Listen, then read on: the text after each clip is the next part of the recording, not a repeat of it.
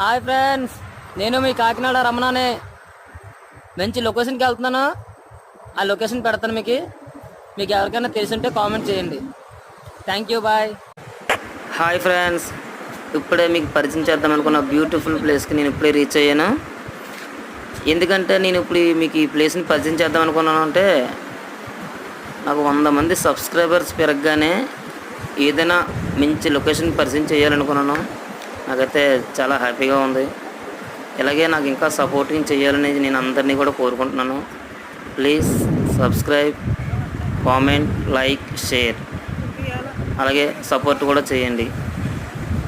Thank you, bye. నా YouTuber subscribers అందరికీ చాలా థ్యాంక్ యూ.